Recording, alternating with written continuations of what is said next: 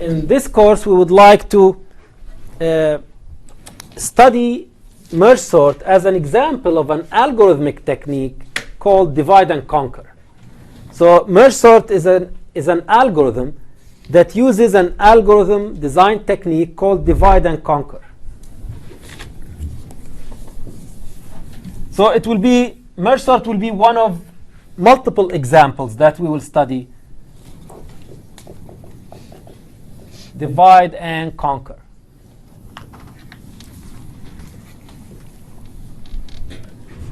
We will be studying multiple examples, and we will be studying a mathematical method for analyzing the running time of divide and conquer algorithms.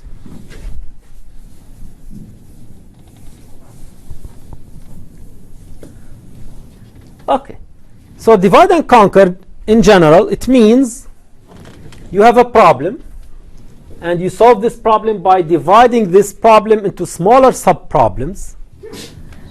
So you divide it into, say, 2 smaller subproblems. You cut it in half, divide it into 2 smaller subproblems. Of course, you don't always divide it by 2. Sometimes you divide it by 3 or by 4 or whatever. It's not necessarily 2. Then you take every subproblem and you divide it into even smaller subproblems. And you keep dividing until what? Solution. What's the point in dividing? So when do you stop dividing? When you get solution. One person, please. Yeah. When you reach the solution. When you reach a solution? You can't divide further. Okay. Is 1. Try, yeah, let him try, please. Yes. Like when input is 1, like we divide. When the input size is 1. So generally speaking, the input size doesn't have to be 1. So we don't always stop at input size 1.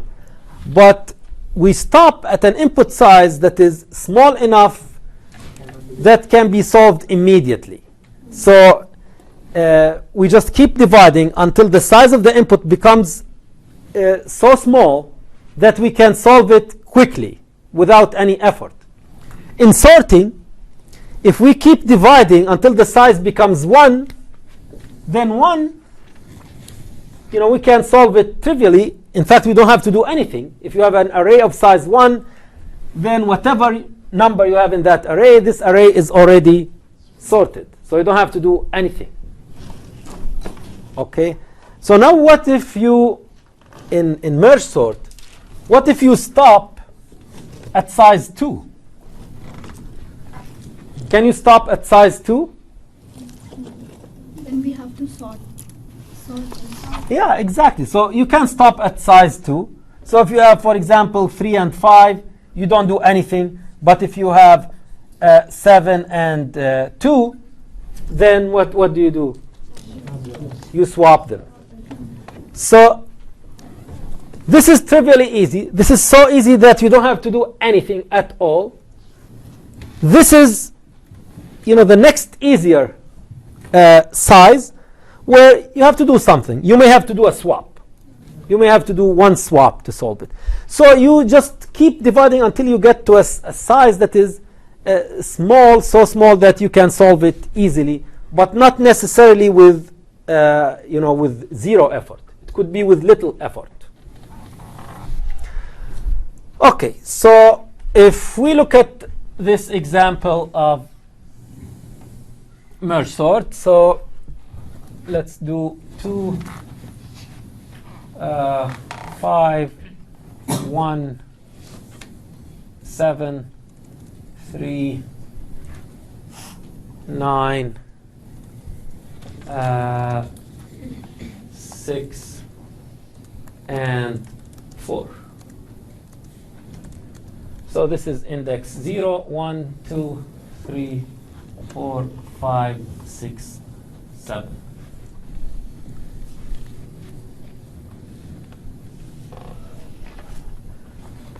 Okay, so we are assuming here that the size is a power of 2 because we will be dividing.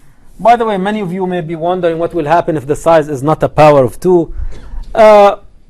Well, usually if the size is not a power of 2, the running time for, say, size, for example, 50. Size 50 is not power of 2, but the closest power of 2 is 64. And the closest from above is 64, and the closest from below is 32. So the running time for 50 is going to be less than or equal than the running time for 64. So if you do the analysis for 64, that should give you, an upper bound on the running time for size 50. But the difference between the two, what will the difference be? Yeah, it's going to be a constant. So that's why it's usually, we pretend that the size is a power of 2. But even if it's not, you just think of the running time as the same running time as the running time for the next or the closest power of 2. Okay. Okay, now in this case, how does MergeSort work? So we divide this array into two arrays. 2, 5, 1, 7, and then 3, 9, 6, 4. Then we keep dividing. So we divide this into 2 and 5, and we divide this into 1 and 8, 1 and 7. Then we divide this into 3 and 9, and we divide this into 6 and 4. And finally, we divide this into 1 and 7, 9, 6, 4. Okay, so we keep dividing. Now this is easy, right? Just we divide until we get to size 1. And then what should we do? What's the key idea in MergeSort? So dividing, obviously, we divided it. We got 8 sorted subarrays. So each one of these is sorted. But how does this help me sort the original array? Okay, so who? Yes? We would compare every 2 pair with each other, like 2 and 5. And we will make it into a 1 array, like 2 and 5 and 1 and 7. Then it's like into a sorted array. Okay. So then again, those arrays will be again sorted. We will compare first element from both the arrays sorted, and then join all the arrays. And Okay, so we merge the smaller arrays into bigger arrays, and we keep merging until we get to size 8. So we are at size 1. We merge the sorted arrays that are of size 1 into larger arrays that are of size 2, and then we keep merging until we get to size 8. But now the key idea is how to do the merge efficiently. Now let's skip merging because it's always, this is easy. So merging these is going to be 2 and 5, 1, 7, 3, 9, and 4, 6. Now, well, let's look at the merge for larger arrays. So what if I have these? This is 2, 5, 9, and this is 3, 4, 8. So now the key idea here is that at any point when I'm merging subarrays, these subarrays are going to be sorted.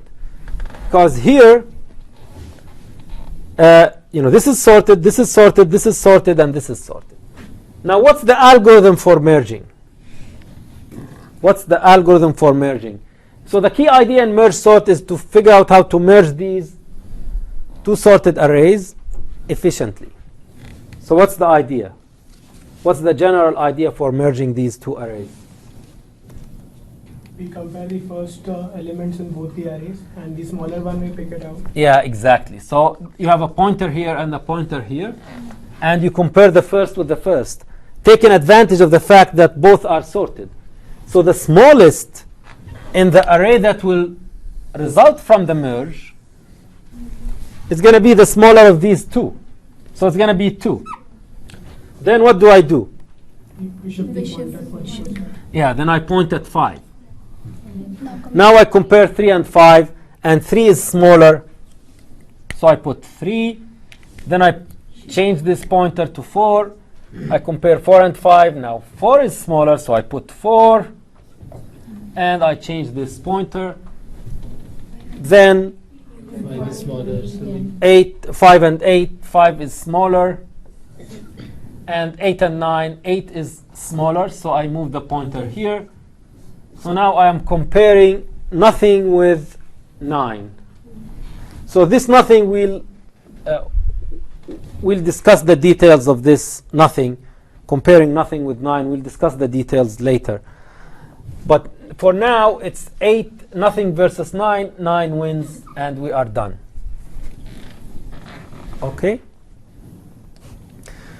Yeah, so when we write the code, we will get into the details of what happens when we get to the end of one of the arrays. Okay. So now we, given this algorithm, for example, to merge these two, I put the pointer here. And now I merge.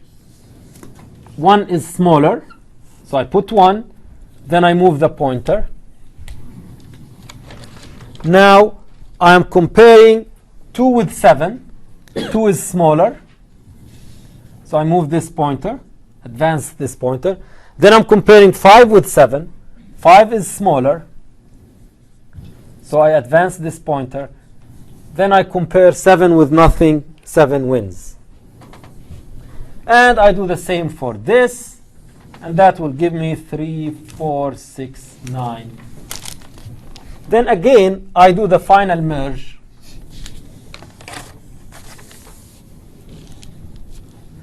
The final merge, I do it in a similar manner. 1 is smaller than 3, so I put 1 and I advance the pointer. 2 is smaller than 3, I put 2 and I advance the pointer. 3 is smaller than 5, I put 3 and I advance the pointer, and so forth. This will give me 4, 5, 6, 7, 9. So this is MergeSort. Now, this is the idea. So it's very, very intuitive, but how do we translate this into code, into pseudocode? Now, in generally speaking, in divide and conquer algorithms,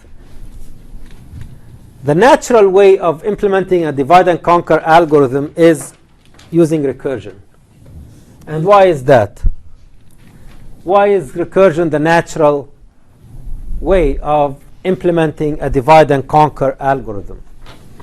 you can call the function again and again for new set of data, like divided set of data. Yeah, exactly. Because what we do to the big array, whatever we apply, whatever procedure or algorithm we apply to the big array, we apply it to the smaller array. So we keep applying it to smaller and smaller inputs. So that's why recursion is the natural way of implementing divide and conquer algorithms. So we will write MergeSort with an array. Now, in order to apply the same function recursively, what do we need? So in the parameters of this function, we have to have a way of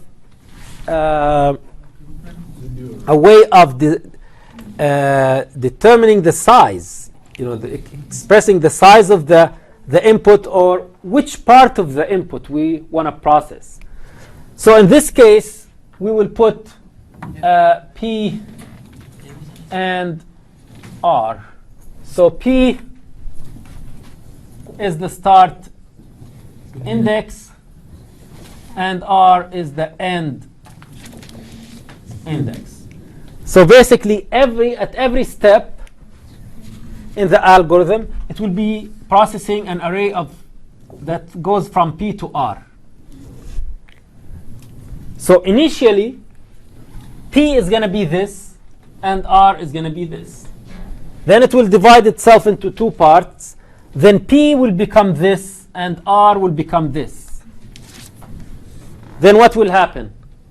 Will we go to this? No, it will divide itself. So P is going to be this and R this. Then it's going to divide itself, P and R. Okay? So always remember that recursion is going to go in depth. So it will look at this tree here. It will traverse the tree in depth. It's not going to go in breadth. So it will not get to this until it has completed processing the left half. Remember that recursion goes in depth. Recursion goes in depth, not breadth. And this is the depth. Okay?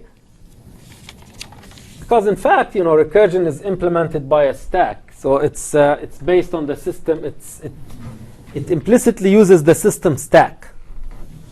And the stack, as we will see when we get to graph algorithms, the stack always gives you depth.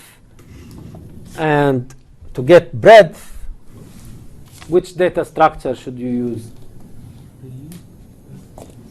What's the opposite? Q. What's the opposite type? Q, yeah. So if you use a stack, you get depth, and if you use a queue, you get breadth. So stack gives depth, and queue gives breadth. Okay. So now the first step is dividing the array. So I'm going to leave room for something that I forgot. Well, we'll talk about. I will skip something, then we'll get back to it. But first we'll divide it into two subarrays. So I'm going to calculate Q as P plus R divided by 2. So this is the midpoint. So Q is the midpoint. Then simply, I will just call myself on A with the starting point of the starting index of P and an end index of Q.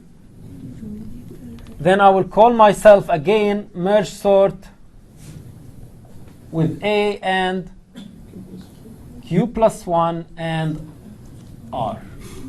So this is the division. So this is Q plus 1, and this is R. So you divide the array into two subarrays, P to Q, then Q plus 1 to R.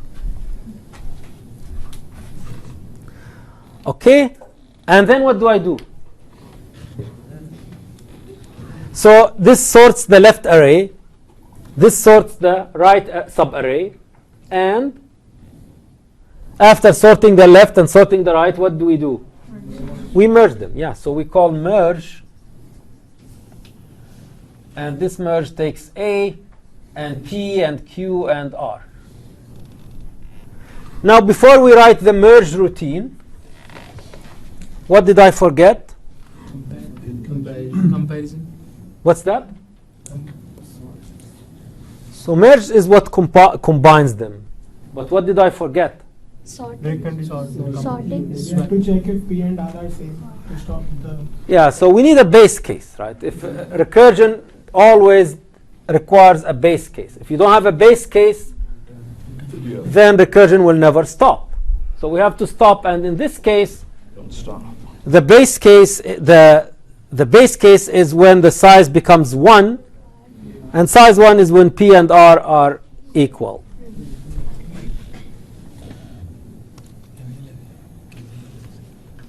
Okay, if P equals R, then what do I do? Return.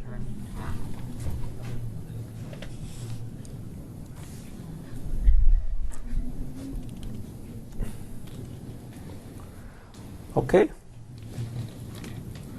So can I ever have size 0 in MergeSort?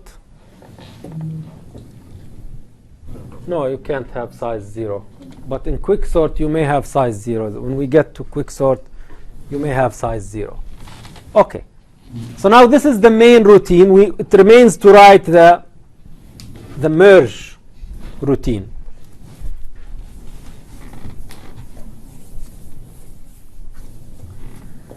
So now the merge routine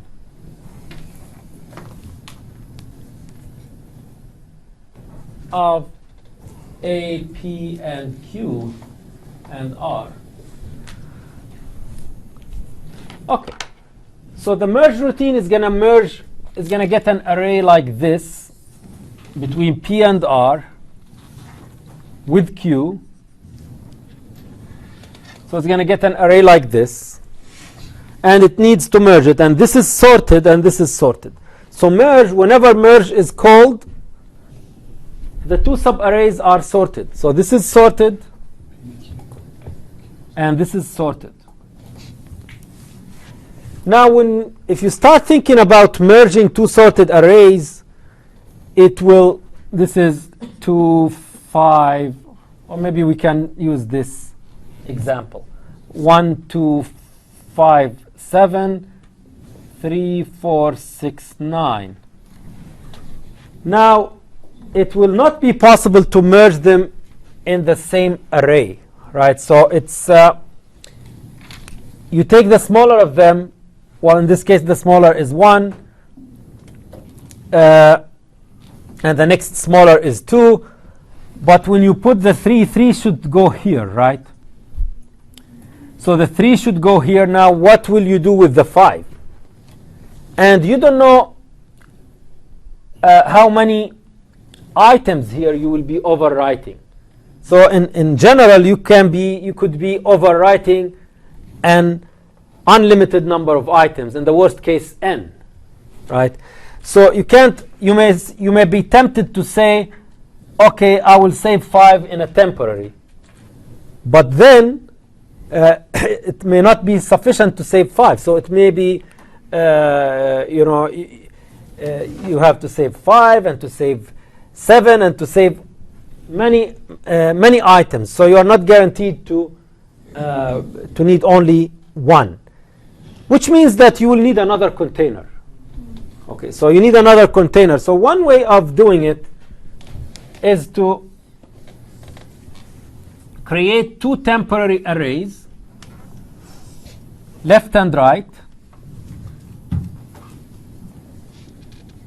One way of doing it is to create two subarrays, L left and R right. So this has all the elements to the left, and this has all the elements to the right. And then the smaller will get written to the original array. So you will put the output, or the output of the merge, you will put it in the original. And you use these as temporaries. So here, first thing you do, you create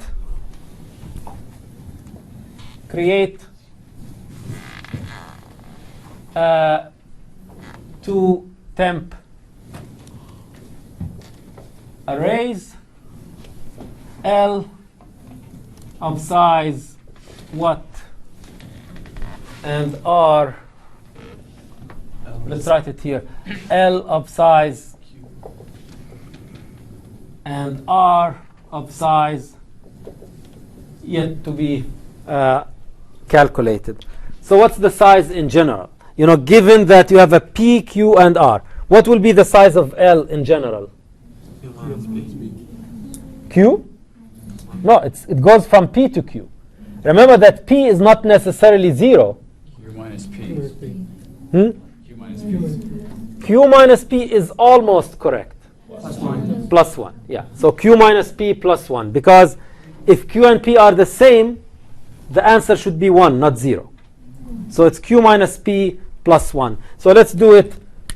N1 equals Q minus P plus 1. And N2 equals, what will N2 be?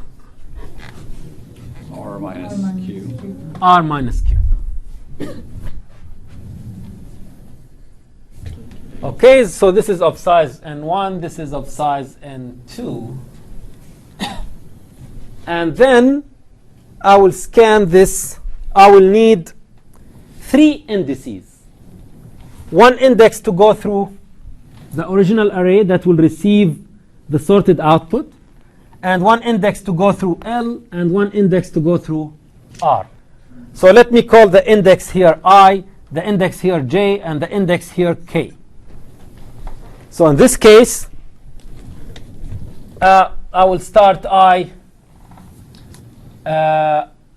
equals 0 and J equals 0. And I go for K equals P to R. So K goes from P to R. I goes from 0 to N1 minus 1.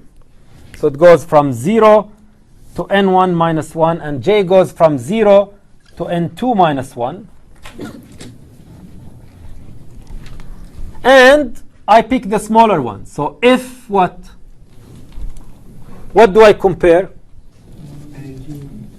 L of I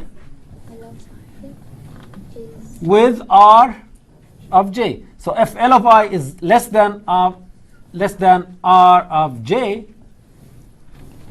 what do I do?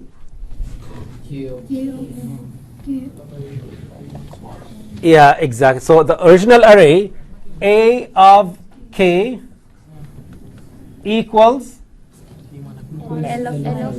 equals L of I.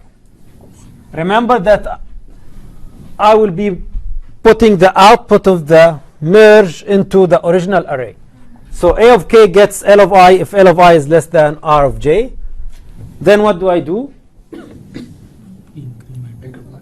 Yeah, increment I. Else A of K equals R of J and J plus plus.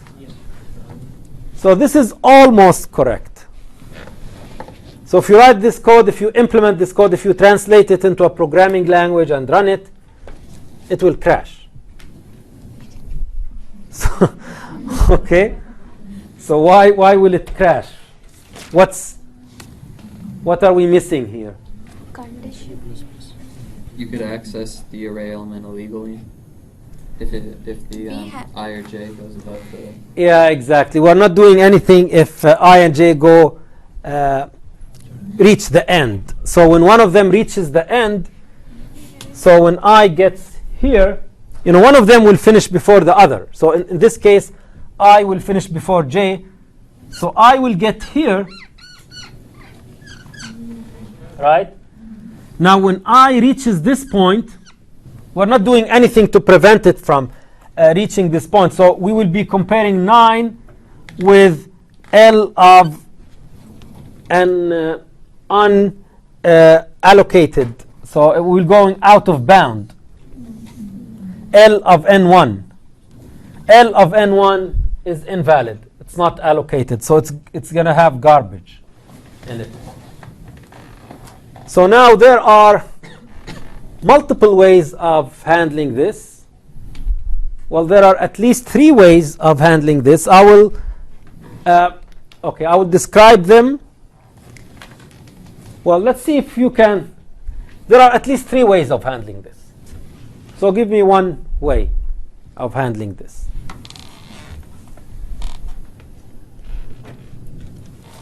Yes? We can put a exit condition on I, like, and the loop will exit. An exit condition where? On L. Mhm. Like for I is less than n minus 1. And the other array is already sorted, and we can directly put it after the.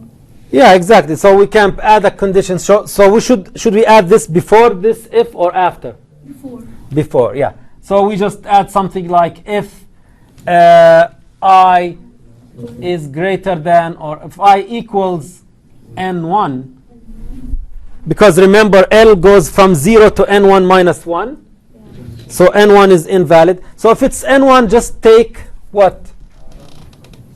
Take a of k gets r of j and j plus plus. Else, if j equals n2, then a of k equals L of I and I plus plus. Else, do this. Else, so there will be 4 different cases. I reach the end of I reach the end of j, or I didn't reach any end. So these are the 2 normal cases. 2 normal cases and 2 corner cases.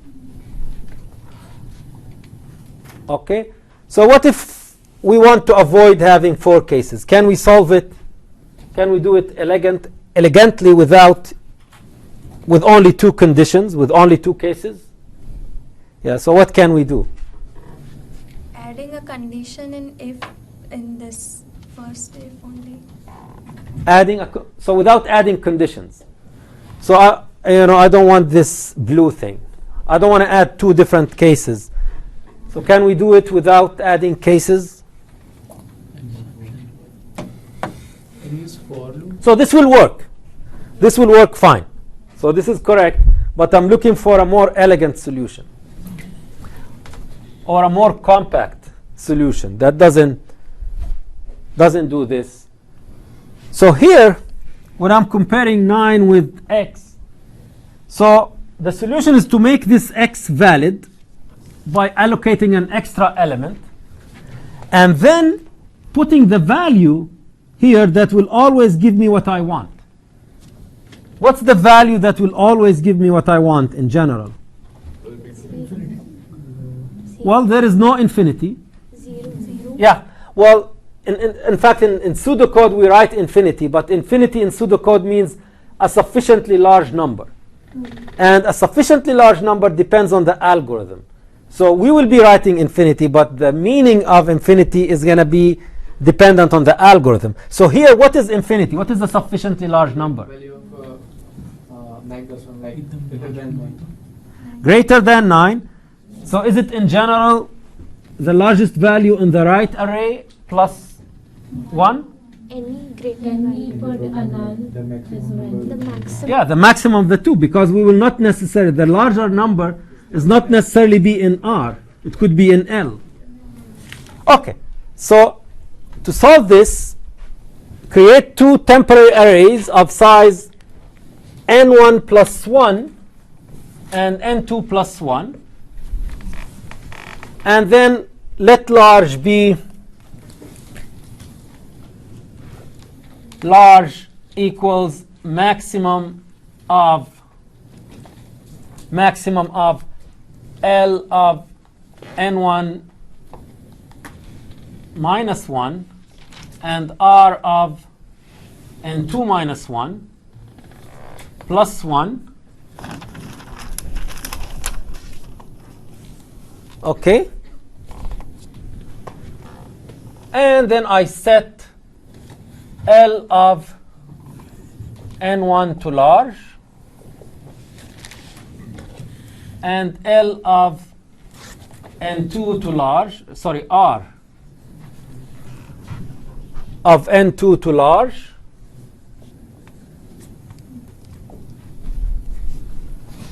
and then I delete the blue thing. I don't need this.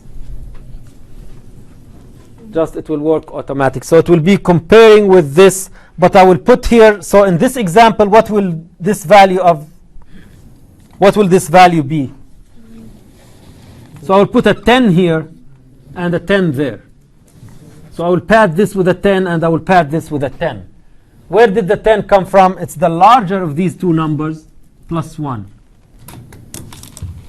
So instead of putting the larger of the two numbers plus 1, can I put the sum of the two numbers? The sum of L of n1 minus 1 and R of n2 minus 1. What if I put the sum? It works. It will work? Under what condition? As long as it's positive numbers. Yeah.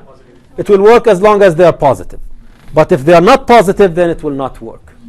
If you are guaranteed that the array elements are positive, it will work. Okay? So, and a third way of doing this is to break out of this loop as soon as you reach the end of one of the arrays. As soon as you reach the end, you just break out of this loop, and then you put a second loop that will complete copying from the array that hasn't ended yet. The array that still has some elements in it. So that's a third way of doing it. Okay? All right, so I hope that this reminds you of MergeSort, but we will be analyzing it next time.